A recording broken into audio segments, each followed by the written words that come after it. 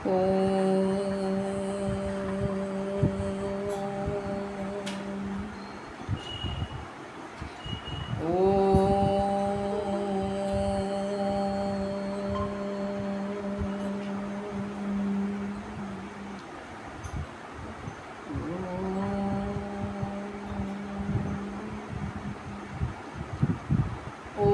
सहनाववतु सहनौ भुनक्तु सह वीर्यं करवावहै तेजस्विनावधीतमस्तु मा विद्विषावहै।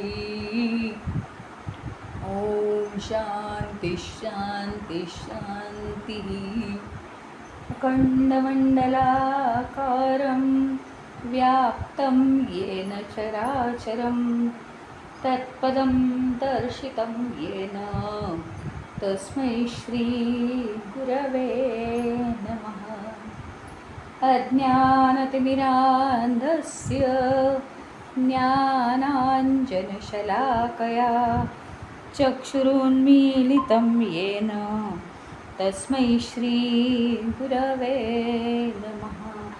गुरुर्ब्रह्मा गुरुर्विष्णु गुरुर्देवो महेश्वरः गुरुरेव परं ब्रह्म तस्मै श्रीगुरवे नमः। स्थावरं जङ्गमं व्याप्तं यत्किञ्चित् सचराचरं तत्पदं दर्शितं येन तस्मै श्रीगुरवे नमः। चिन्मयं व्यापि यत्सर्वं त्रैलोक्यं सचराचरं तत्पदं दर्शितं येन तस्मै श्रीगुरवे नमः। त्वमेव माता च पिता त्वमेव बन्धुश्च सखा त्वमेव विद्या द्रविणं त्वमेव सर्वं मम देवदेव त्वमेव सर्वं मम देवदेव।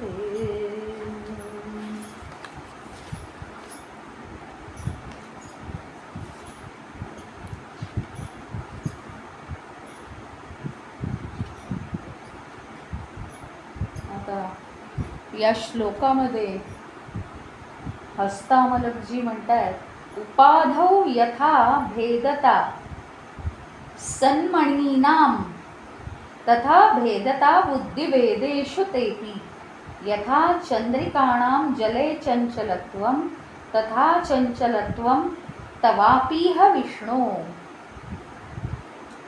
म्हणजे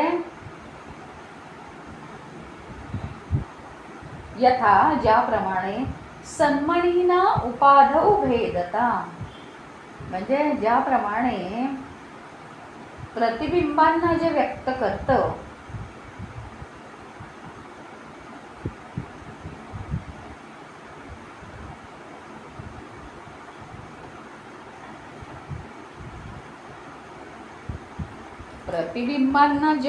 करतं ते वेगवेगळं असू शकतो। तो पृष्ठभाग, ते पाणी म्हणा, तो आरसा म्हणा,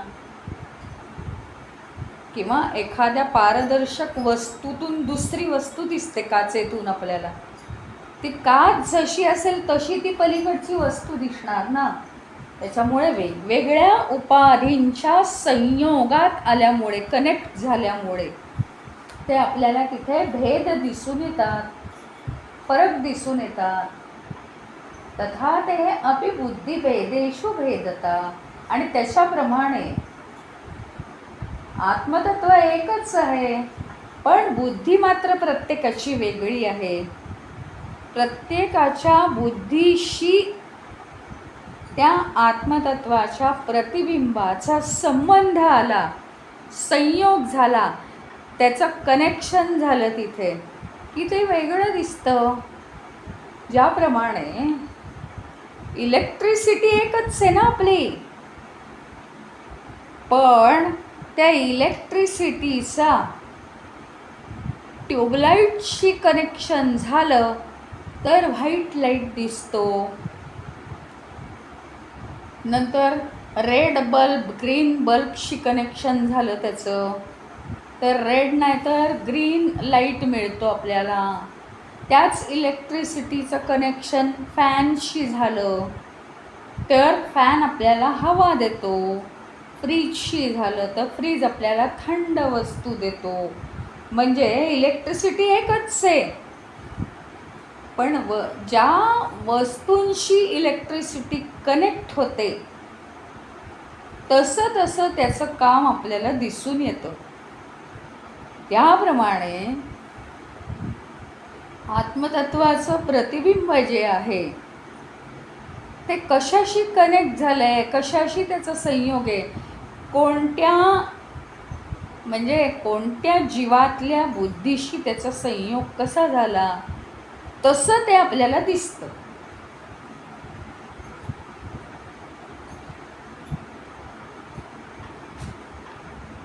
पण खरोखरी काय आहे? यथा चंद्रिकाणाम जले चंचलत्वम. म्हणजे चंद्राचं प्रतिबिंब पाण्यात पडलं तर पाण्याच्या हलण्यामुळे ते प्रतिबिंब हलतंय असं वाटतं. प्रतिबिंब सुद्धा हलत नाही खरं म्हणजे, पाणीच हलतंय फक्त. पाणी स्थिर झाल्यानंतर प्रतिबिंब दिसतंय. पाणी स्थिर झाल्यानंतर आपल्याला प्रतिबिंब दिसतंय. म्हणजे प्रतिबिंब हलत नाही पण ते हलल्यासारखं वाटतं. हे आपण याआधी अभ्यासलंय.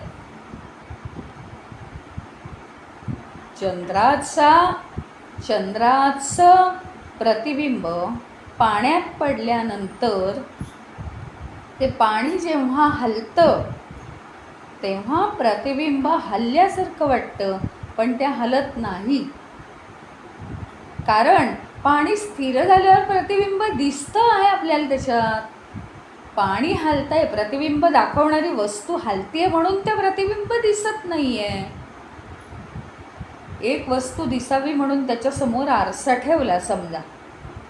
आता तो सारखा आरसा काढून घेतला आणि सारखा आरसा वाकड्या तिकडे ठेवला तर ती वस्तू दिसेल का? मग त्याचं काय प्रतिबिंब काय गायब होतं का? प्रतिबिंबाला गायब होण्याची क्षमता आहे का? प्रतिबिंबाला हलण्याची क्षमता आहे? काहीच नाही. तसं काही नाहीच आहे. फक्त त्याचा संयोग, चंद्राच्या प्रतिबिंबाचा संयोग पाण्याशी झाला हे कबूल आहे, पण हलणाऱ्या पाण्याशी झाल्यामुळे ते प्रतिबिंब आपल्याला दिसत नाही. तर आपण म्हणतोय की प्रतिबिंब हलतंय, पण पाणी हलतं, प्रतिबिंब हलत नाही. आणि चंद्रावर तर काहीच परिणाम होत नाही. प्रतिबिंब हलल्यासारखं वाटलं म्हणून काही चंद्र हलतो का? तर तेही नाही. म्हणजे एकंदरीत काय, जे काही दिसतं तो भास आहे आपल्याला. ज्याची दृष्टीच भ्रमित झालेली आहे त्याला तो भास होतोय. खरं ज्ञान समजावून घ्यायची जर आपल्यात ताकद असेल. म्हणजे ह्याच्या आधी अनेकदा एक उदाहरण दिलं की आपल्याला काही गोष्टी ठोस म्हणजे ठोस समजतात म्हणजे समजतातच त्या गोष्टी आपल्याला. कशा? एखादी आपली मैत्रीण आहे, ती अतिशय आपली आवडती होती. काही कारणामुळे ती अचानक गेली आणि मग आपण भेटून आलो एकदा असं जर म्हटलं तर ती खूप आवडती होती म्हणून काय आपल्याला भास होतात का? नाही, ती असेलच. आता काही खरं म्हणजे गेली नसेल. मला वाटतंय बरं का, असा माझा अंदाज आहे, ती काही गेलेली नाही आहे. परत एकदा मी जाऊन थोड्या दिवसांनी पाहून येईन. लोक म्हणतात ती गेली. तसं नसतं काही.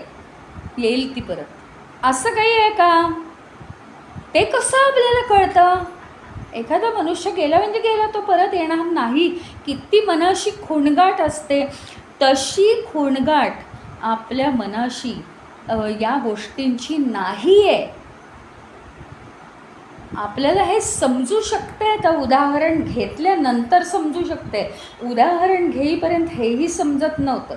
आपण काय म्हणायचो, चंद्राचं प्रतिबिंब पाण्यात पडलं की ते प्रतिबिंब हलतं पण चंद्र हलत नाही, असं ढोबळमानाने म्हणायचो.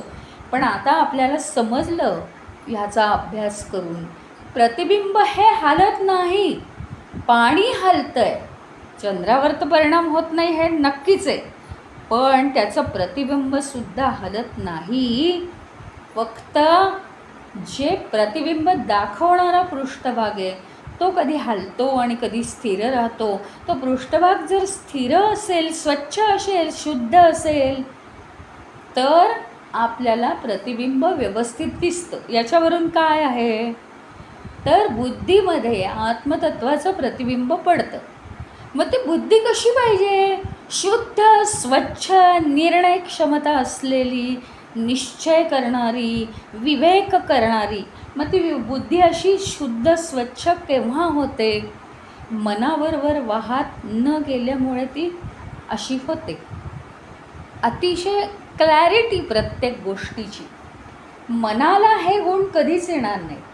मनाला चंचलता आहे आणि मन शुद्ध करण्यासाठी त्याला एक उपाय आहे की भगवंतामध्ये आपलं मन लावायचं. एवढाच एक उपाय आहे त्याला दुसरा उपाय नाही आहे. मन चंचलच आहे स्वभावाने, ते स्थिर करण्यासाठी त्याला इतर गोष्टी, चंचल गोष्टींमध्ये त्याला लावायचं नाही. म्हणजे मायेमध्ये त्याला जास्त फिरू द्यायचं नाही, आवश्यक तेवढंच जाऊ द्यायचं आणि उरलेल्या वेळी त्याला भगवंतामध्ये लावायचं. त्याला जप कर म्हणा, भगवंताची आराधना कर म्हणा, जे तुझे प्रकार असतील ते कर. पण ते जर मन स्थिर राहिलं तर ॲटोमॅटिकली बुद्धी कॉन्सन्ट्रेट करू शकते आणि बुद्धीजवळ सामर्थ्य अफाटे. बुद्धीच्या कल्पना जर अतिशय क्लिअर असतील तर मात्र काय होतं, जास्तीत जास्त आत्मतत्वाचं प्रतिबिंब बुद्धी स्थिर राहिल्यामुळे ते प्रतिबिंब स्थिर राहतं आणि ते प्रतिबिंब स्थिर राहिलं की आपल्यामधलं तेज हे जास्तीत जास्त वाढायला लागतं. आरशासमोर बल्ब लावला की काय होतं, तो प्रकाश परावर्तित करतो, म्हणजे खोलीभर प्रकाश पसरतो. आरसा हा बल्बचं प्रतिबिंब दाखवणार आहे. प्रतिबिंब दाखवतो, पण ती जर वस्तू चमकणारी असेल तर आरसा चौपट प्रतिबिंब चमकवतो. थोड्याफार प्रमाणात असं पाणी पण चमकवतं प्रतिबिंब, पण त्याची क्षमता जास्त नाही, आरशाची क्षमता जास्त आहे. परंतु जर आरसा धुळीने भरला असेल तर प्रकाश, परावर्तित होणारा प्रकाशसुद्धा धुळकट वाटतो, क्लिअर नाही तो पसरत. प्रकाश आहे पसरलेला, पण अंधुक प्रकाश आहे पसरलेला. अगदी त्याच्याचप्रमाणे आपल्या बुद्धीमध्ये जे आत्मतत्वाचं प्रतिबिंब पडतं ते दिवसानुदिवस प्रथम मन स्वच्छ करत गेलं पाहिजे, मन स्थिर करत गेलं पाहिजे, भगवंतामध्ये लावलं पाहिजे. म्हणजे मनाची करेक्शन्स जास्त बुद्धीला करावी लागत नाहीत. बुद्धी स्थिर होते, बुद्धी स्थिर होते, बुद्धी सूक्ष्म होते आणि तिला खूप पलीकडचं पाहायची क्षमता तिच्यामध्ये येते. त्यामुळे आत्मतत्वाचं प्रतिबिंब हे पहिल्या स्टेपवर काय होतं की ते क्लिअरली पडायला लागतं आपल्यामध्ये आणि सगळ्या गोष्टी बराबर क्लिअर होतात. एखाद्या व्यक्तीला बघा, काहीही बोललं तर खूप भरकन क्लिअर होतं, कळतं, म्हणजे समजून जातं. एखाद्या व्यक्तीला ती गोष्ट 2-3दा बोलावी लागते. तर यात काही म्हणजे कुणाचा दोष नाही आहे. सर्वसामान्य माणसाचं असंच असतं, कुणाला रिव्हिजन करावे लागतात, कोणी एकपाठी असतं, कसंही. म्हणजे कुणाचं पाठ जरी झालं नाही तरी राईट ब्रेन काम करतं, आणि तो त्याच्यात क्रिएटिव्ह काहीतरी करू शकतो. म्हणजे जसंच्या तसं जरी त्याला कळलं नाही तरी वेगळ्या रीतीने स्वतःच्या मनातले विचार क्रिएट करून तो ते समजावून घेऊ शकतो. म्हणजे असे अनेक प्रकार आहेत. पण त्याच्या सगळ्यासाठी बुद्धी ही मात्र स्थिर पाहिजे. बुद्धी स्थिर असली की आत्मतत्वाचं प्रतिबिंब स्थिरतेने पडतं. आणि दुसरी गोष्ट, बुद्धी स्वच्छ असली पाहिजे. स्वच्छ म्हणजे एकदम जे काही आपण बोलतोय, जे काही आपण ऐकतोय, क्लिअर आयडियाज एकदम क्लिअर. अशी माणसं खूप मोठी होतात. त्यांना फार वेळ एखाद्या गोष्टीचा 8-8, 10-10 वेळा विचार नाही करावा लागत. आपले मोदी, उदाहरणार्थ मोदी, योगी, हे सगळ्यांचे हेच आहे की ते एका वेळी 4 गोष्टींचा विचार क्लिअरली करू शकतात. शुद्ध बुद्धी. त्यांनी सुद्धा काय केलं आहे? तपश्चर्या केली आहे म्हणून तर ते आले तिथपर्यंत. म्हणजे आधी मन शुद्ध केलं आहे, नंतर बुद्धी शुद्ध झाली आहे, स्वच्छ झाली आहे, स्थिर झाली आहे, सूक्ष्म झाली आहे. आणि जे समोर येत आहे क्लिअरली कळत आहे. काही नाही आहे त्याच्यात, संदेह काही नाहीच आहे, वेळ लागत नाही आहे समजायला. आणि तेच तथा चंचलत्वम तवापीह विष्णू. म्हणजे सगळं विष्णू किंवा हे आत्मतत्व हे सर्वव्यापी आहे, निखळ आहे, निश्चळ आहे. आणि फक्त ते प्रत्येक बुद्धीमध्ये प्रवेशतं, प्रत्येक बुद्धीमध्ये त्याचा संयोग होतो. तर ते वेगवेगळी व्यक्ती असं वाटायला लागतं आपल्याला. तत्वतः काय आहे? एकच आहे ना सगळं चैतन्य. एकमेव चैतन्य, ह्याच्याशिवाय दुसरं काही नाही.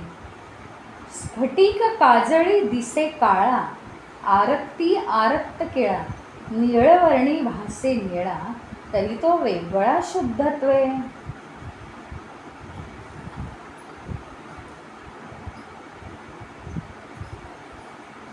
स्फटिक जो आहे, स्फटिक हा दिसतो कसा तुम्हाला माहिती आहे? स्वच्छ दिसतं पलीकडचं. पण पलीकडे जर तुम्ही काळी वस्तू ठेवली तर स्फटिकच काळा दिसायला लागतो, निळी ठेवली तर स्फटिकच निळा दिसायला लागतो, नाही का? साधी गोष्ट आहे ना, त्यात काही नाहीच आहे. तरी असं सगळं जरी दिसलं, साधी घ्या ना आपली गोष्ट, की मी जर लाल चष्मा घातला तर सगळ्या जगातल्या वस्तू लाल दिसतात, हिरवा चष्मा घातला तर वस्तू हिरव्या. चष्मे सगळे काढा बरं, काही आहे का? म्हणजे तो भ्रम आहे ना, संपलं. म्हणजे शेवटी काय आहे? कोणता तरी चष्मा घालून आपण बघतोय, कोणता तरी चष्मा घालून आपण बघतोय. एक काहीतरी आपण आपल्या डोळ्यावर ओढलंय कातडं, रुमाल बांधून आपण वावरतोय आणि म्हणतो की हे असं आहे, जग असं आहे, हे तसं चाललंय, माया खरी आहे, हे सगळं आहे ते दिसतंय आम्हाला, म्हणजे ते खरंच आहे असं आम्हाला आपलं वाटतं. पण ते तसं नाही आहे. कारण स्फटिकाखाली कोणताही रंग ठेवला की स्फटिक त्या रंगाचा दिसतो, पण स्फटिक या सगळ्या रंगांहून अतिशय वेगळा आहे. स्पष्ट आहे ना हे?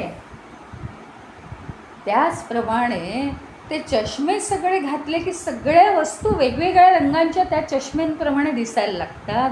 पण त्या वस्तू केवळ त्यांचा त्या रंगाच्या चष्म्याशी संयोग झाला म्हणून त्या वस्तू त्या रंगाच्या दिसत आहेत. चष्मा काढा, ती दृष्टी बदला, म्हणजे असं दिसून येईल की त्या वस्तूंना कोणताही रंग नाही आहे. नव्हे तर त्या वस्तूच नाही आहेत, तिथे चैतन्यच आहे सगळं. आम्हाला भ्रम झाला आहे, आम्हाला काहीतरी दिसतंय.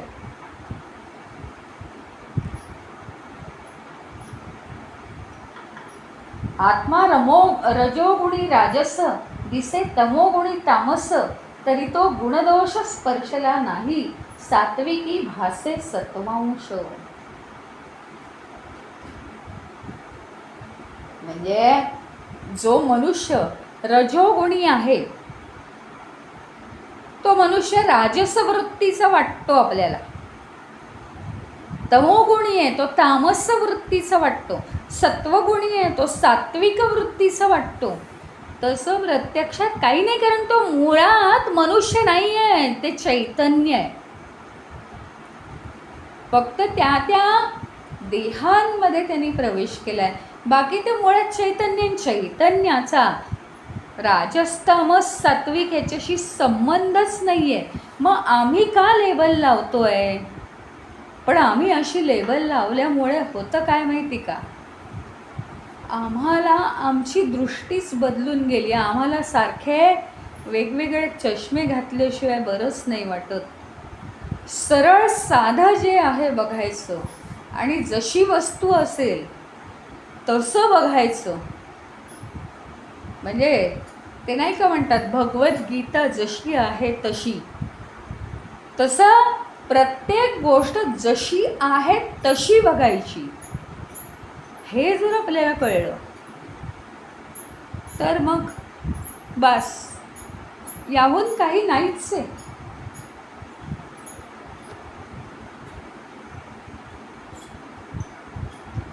लोखंड काय, समजा बघा ना तुम्ही, आपण एक लोखंडाचं उदाहरण घ्या, लाकडाचं उदाहरण घ्या. लोखंड काय एकच आहे ना शेवटी.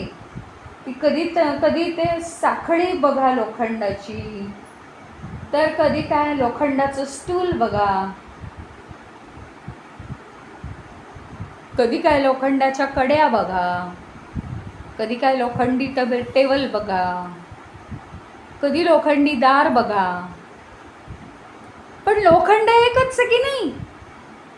तशा वेगवेगळ्या व्यक्ती बघितल्या तरी अहो या एकाच मटेरियलपासून बनल्यात, ते म्हणजे चैतन्य, दुसरं काही नाहीच आहे.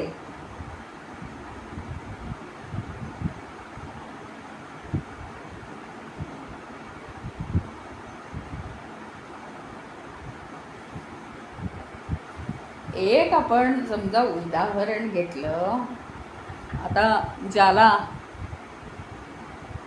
ब्लड प्रेशर असतं, चक्कर वगैरे यायला लागली समजा, तर काय होतं, कशी येते ब्लड प्रेशरची चक्कर? सगळं विश्व गोलगोल फिरायला लागतं. आपला हा आहे काय, पर्वत आहेत ना, पर्वत. चक्कर येणारा मनुष्य जर चालला असेल, बाजूला पर्वत असतील, ट्रेनमधनं चालला आहे, ते पर्वत दिसत आहेत त्याला, तर त्याला ते पर्वत असे सगळे गोल गोल गोल गोल फिरताना दिसतात. पर्वत तर हालत सुद्धा नाही,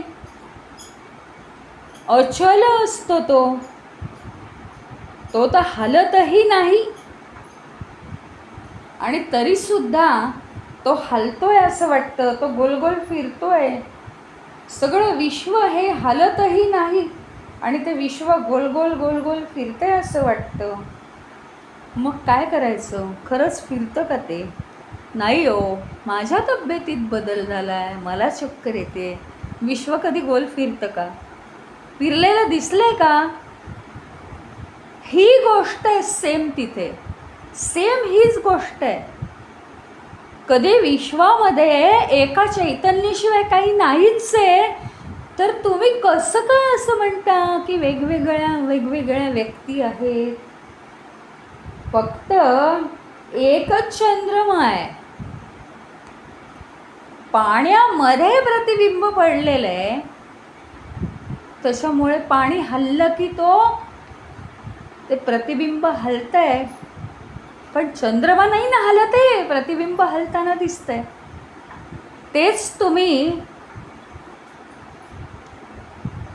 आज सुद्धा काही जण करतात. कोजागिरी पौर्णिमेला तो चंद्र तर बघाच, पण आरसा घेऊन जाऊन आरशामध्ये चंद्राचं प्रतिबिंब बघतात.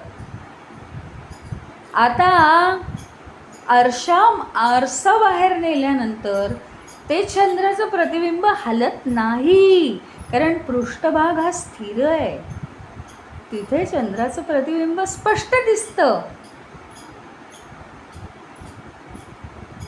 पाण्यामध्ये पाणी हलत असल्यामुळे ते स्पष्ट प्रतिबिंब दिसत नाही. त्याप्रमाणे आपली बुद्धी स्थिर केली की ते प्रतिबिंब स्थिर राहणार.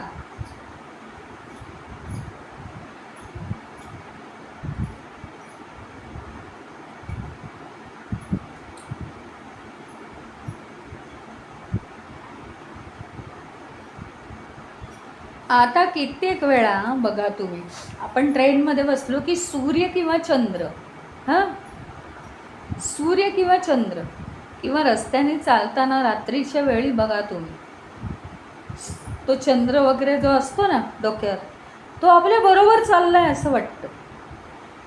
आपण चाललो ना की तो बरोबर चाललाय आपला.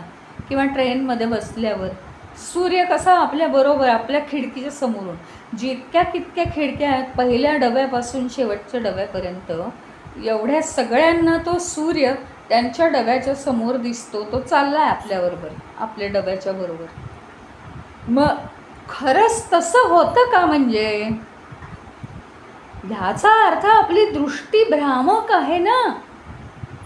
एक तर आपली दृष्टी भ्रामक आहे. आपण स्थिर नसलो की आजूबाजूच्या गोष्टी स्थिर नाही आहेत असं वाटतं. किती मोठा हे आहे बघा प्रिन्सिपल. आपण ट्रेनमध्ये आहोत, हे झाडं पळताना दिसत आहेत, डोंगर पळताना दिसत आहेत. आपण स्थिर नसलो,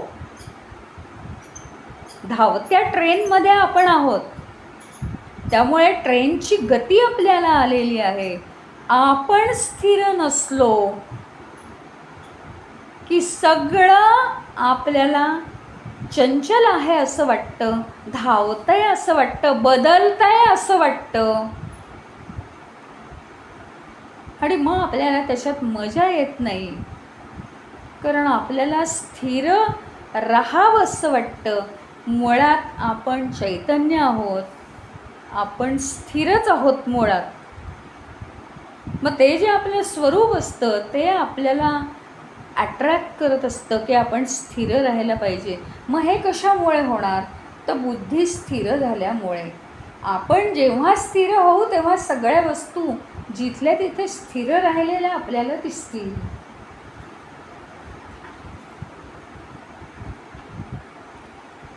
भेद तो उपाधी संबंधू आत्मा अभेदी निजबोधू, ऐसा जयासी निश्चये बोधू, तो परमसाधू सिद्धत्वे. म्हणजे काय? उपाधीशी, ज्या उपाधीशी, ज्या व्यक्तीशी, ज्या एखाद्या मटेरियलशी त्याचा संबंध आला त्याच्यामुळे त्याचा भेद झाला. नाही तर भेद नाही असं ज्याचा निश्चय होईल त्यालाच ते परमतत्व प्राप्त होऊ शकेल. करिता नश्वराची निवृत्ती, नासेना ते संत म्हणती, जडाची त्यागिता स्तब्ध स्थिती, जाणत्या ते श्रुती चिद्रूप म्हणे.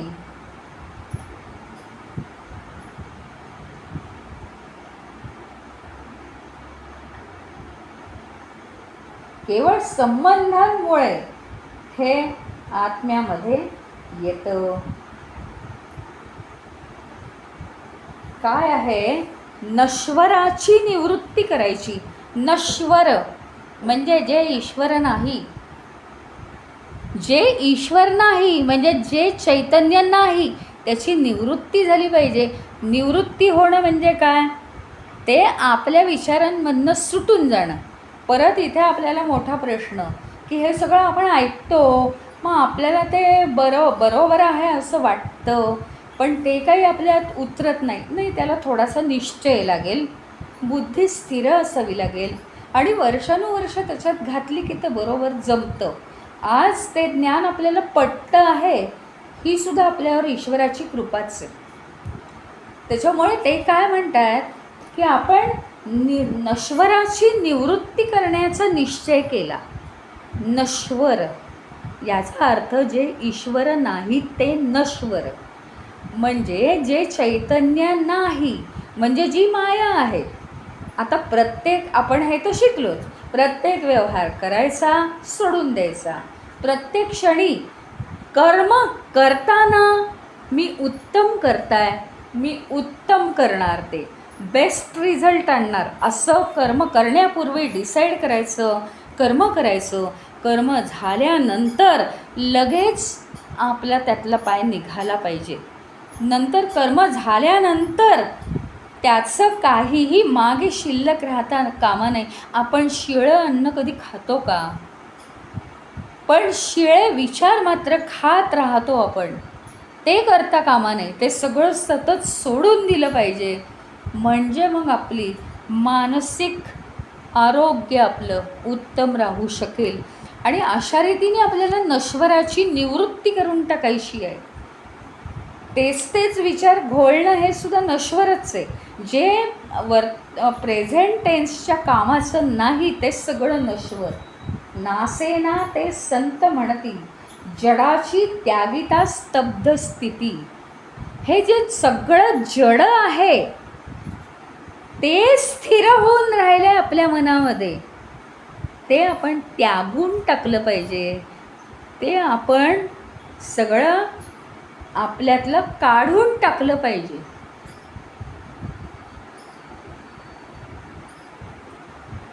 आणि जाणत्या ते श्रुती विद्रूप म्हणे, निरसता दुःख बाधू, सुखरूप नाव आनंदू. हा अतत व्यावृत्तीचा ते नाही असा निरासाचा बोधू. वेदानुवाद तन्निष्ठा. ते नाही नेती.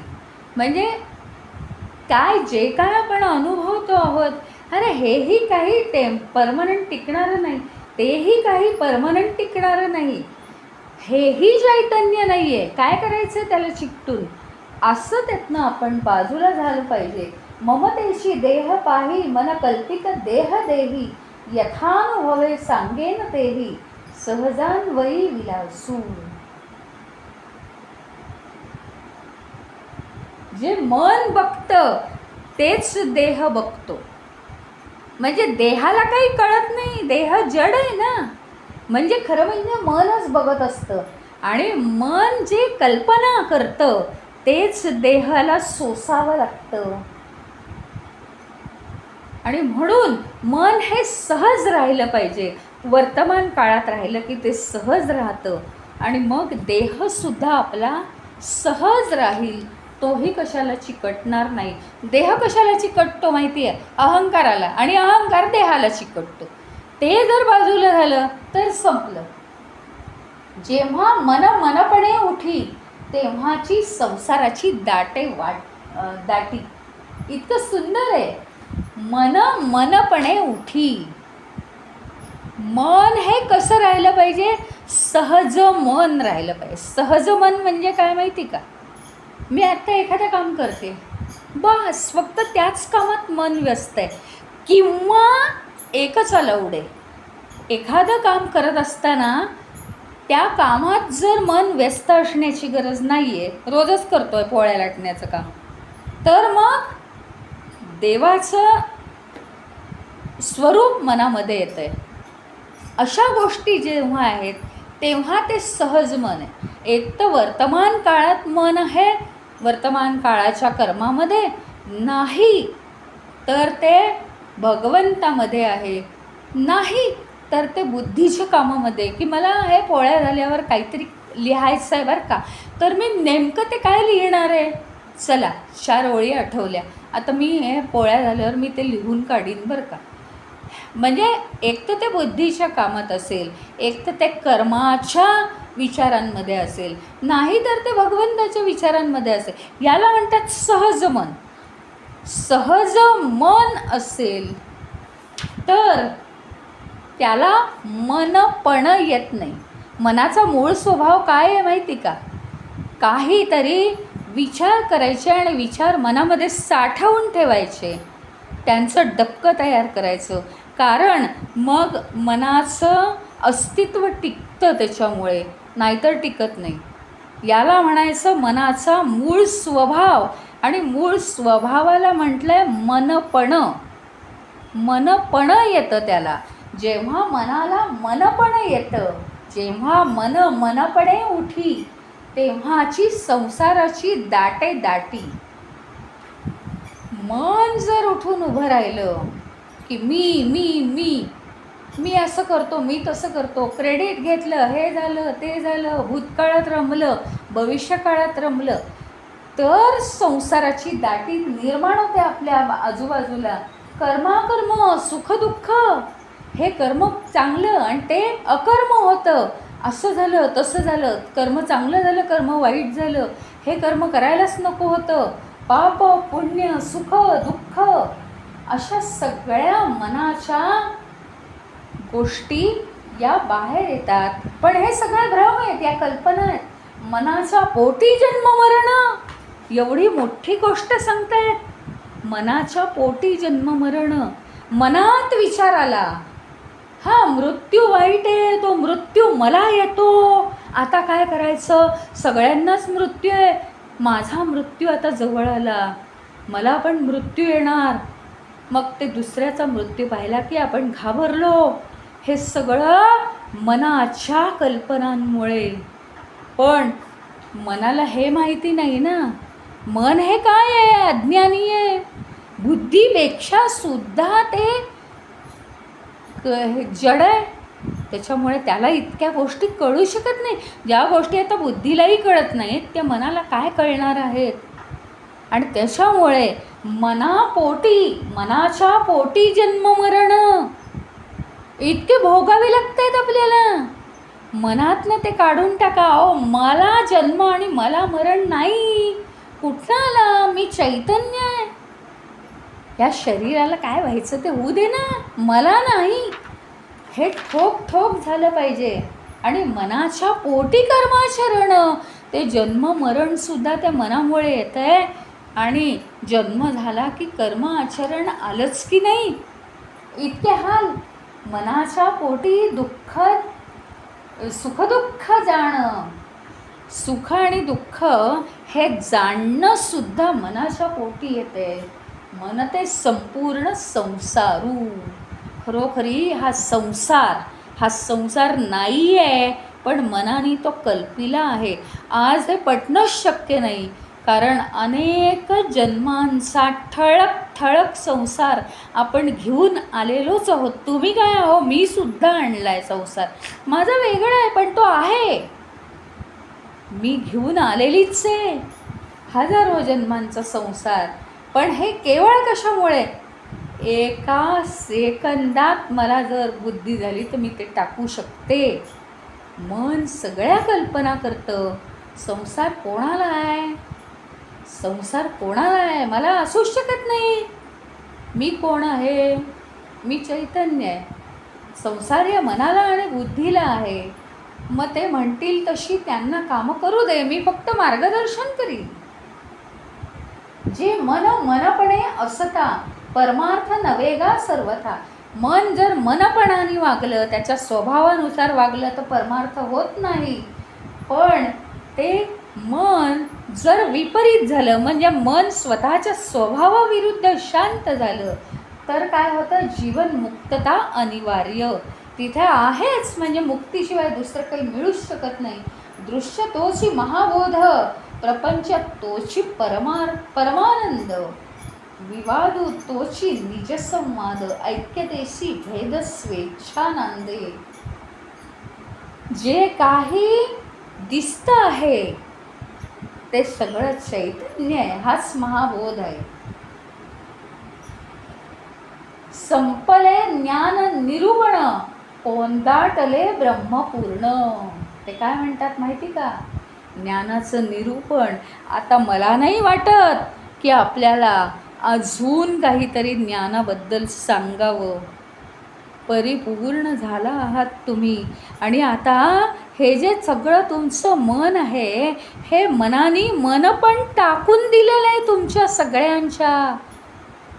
आणि त्याच्यामुळे झालं आहे काय माहिती आहे, मन आता त्याच्या स्वभावाच्या विरुद्ध झालं आहे, विपरीत झालं आहे.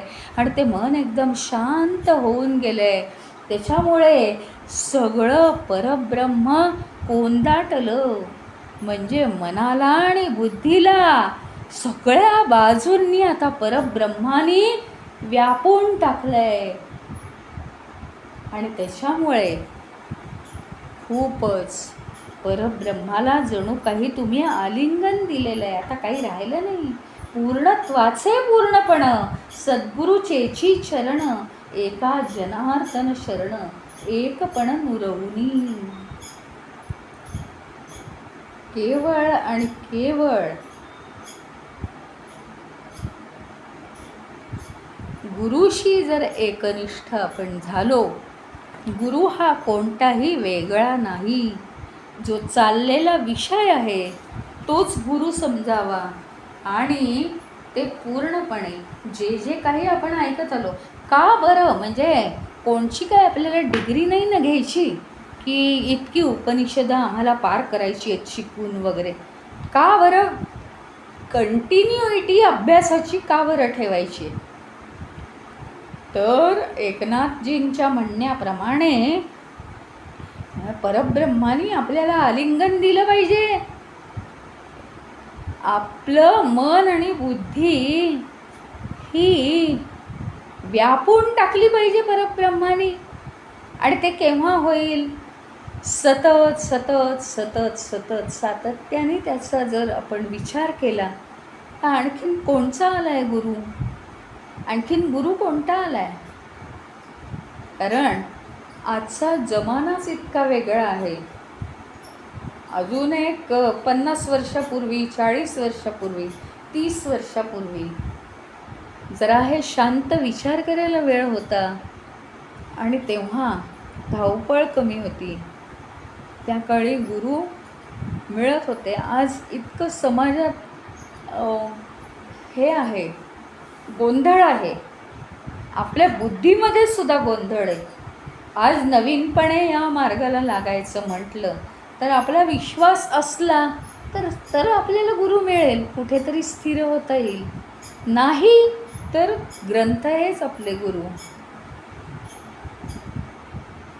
आणि ज्या ठिकाणी आपण तो विषय ऐकतो आहे आणि त्यातला शब्द आतमध्ये जातो आहे, त्यावर भलेही काही आपल्याला बोलता येत नसू दे, ती गोष्ट खूप वेगळी आहे. पण ज्यावेळी तिथे त्याच्यावर परिपूर्ण विश्वास आपला राखून पूर्णपणे ती गोष्ट आपल्या हृदयाला भिडते आहे, प्रत्येक शब्द, त्याला म्हणायचं समजणं. नाही तर समजतंय, मला कळतंय पण वळत नाही, असं कधीच होत नाही. कारण ते कळालेलंच नसतं पूर्ण. कळालं असेल तर ते वळल्याशिवाय राहत नाही. म्हणजे गुरुचा प्रत्येक शब्द जो आहे, मग तो ग्रंथ गुरु असेल तरीसुद्धा चालेल, पण तो असा आतमध्ये पूर्ण झिरपला पाहिजे. त्यावेळी हस्तमलकासारखं शिष्य, म्हणजे हस्तमलक आणि शंकराचार्य याच्यात काहीच फरक नाही. कोण गुरु आणि कोण शिष्य, असा शिष्य तयार होऊ शकतो.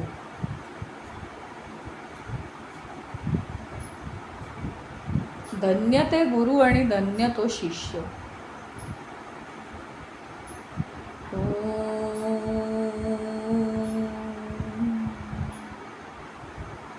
ओम पूर्णमदः पूर्णमिदं पूर्णात् पूर्णमुदच्यते पूर्णस्य पूर्णमादाय